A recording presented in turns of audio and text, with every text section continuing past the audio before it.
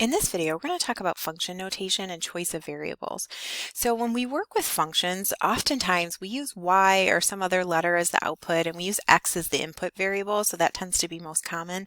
However, a lot of times, if you're working with an application problem, which is just like a story problem, sometimes it can be helpful to use different choices of variables other than x and y, variables that, represent what's going on in the problem, so it makes it a little bit easier to tell when you look at the equation what the variables represent.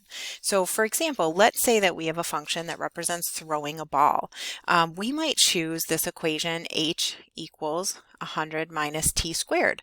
So instead of y equals 100 minus 6x squared, we're using h and t because h represents the height of the ball and t represents the time since the ball was thrown. So it makes it a little bit easier when we look at that equation to know what those variables represent. And then in addition to that, we often choose to use function notation where we list the input in parentheses next to the output. So that what I mean by that is like h of t or f of x. And it might at first look a little bit more confusing, which, I can definitely understand, especially if you've never seen it or used it before. But the nice thing about function notation is it allows us to more easily view the input and output side by side. So it does make it a little bit easier in some situations. So for example, it would change the equation above to h of t equals 100 minus 6t squared. And so for this notation, that the output, the y value, and h of t mean the same thing. So h of t is the same as y.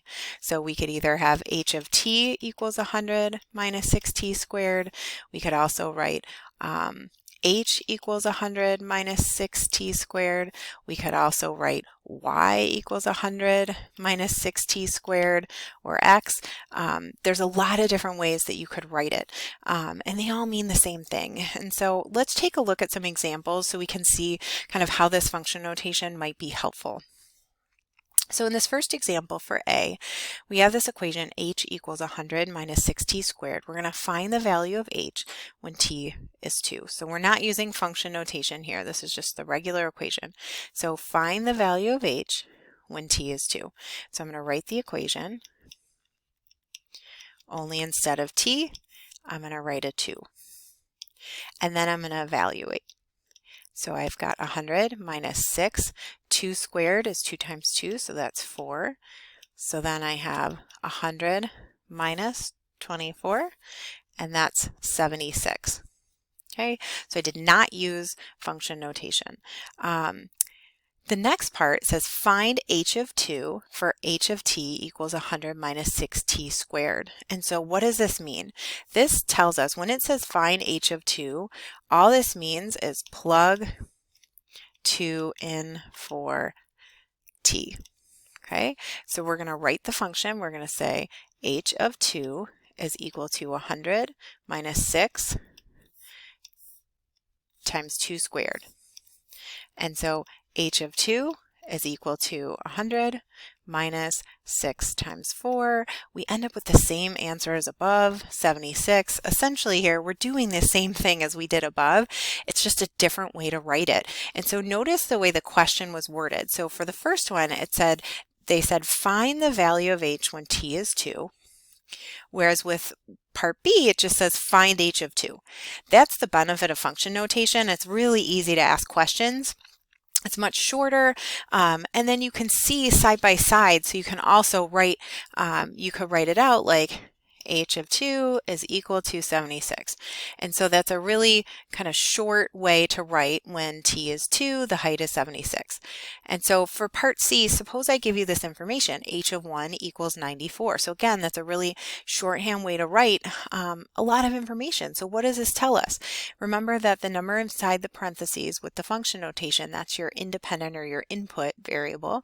And so in that case, that would be our t, or our time. And then 94, that's going to be our output or our height. So it tells me that when t equals 1, so after 1 second, h is 94, or the ball is 94, we'll call it feet high. We weren't given a unit, but feet high. So it's a really quick way of saying when t is 1, h is 94. Okay, so in example 2, we're going to look at a different function this time. And notice instead of h of t, we have g of x. So we're using different letters, but it represents the same thing. It's still function notation. And so g of x, just, that could also be y. It could be another variable. That's the output variable or the dependent variable. And so for part A, we're asked to find g of 3. That's a really quick way of just saying, hey, plug 3 in for x. So all we have to do here is we write down the equation, and then where there was an x, we're going to put a 3, and then we're going to evaluate. And you can do this by hand. You could use the order of operations. Say that you do the exponent first. So 3 squared is 9 minus 3. So that gives us 36 minus 3 is 33. You can also put this directly in your calculator. So I'll show you how that would look. And then use the x squared button to get that squared, and then minus 3, and so you get 33 that way. Let's do the next one. So one word of caution here, whenever you have to plug in a negative value, you do have to be careful because if the function that you're plugging the negative into has a square or an exponent with 2, or really any exponent, you really have got to be careful to remember to put parentheses. So this is what I mean. So we're going to write down 4 parentheses squared, and we're going to put the negative 9 in the middle. Now I know you might be thinking, well, the equation, there's no parentheses the way it's written in the initial part of the problem. You're right. But we've got to make sure that when we're squaring numbers that we want, especially if we're using our calculator, we want our calculator to make sure that we're squaring negative 9 as opposed to doing this where we have maybe a negative on the outside, and then so we square it and then make our answer negative, which we don't want to do. So I'll show you what I mean when I put in the calculator. So I'm just going to put 4 parentheses negative 9 parentheses squared minus 3.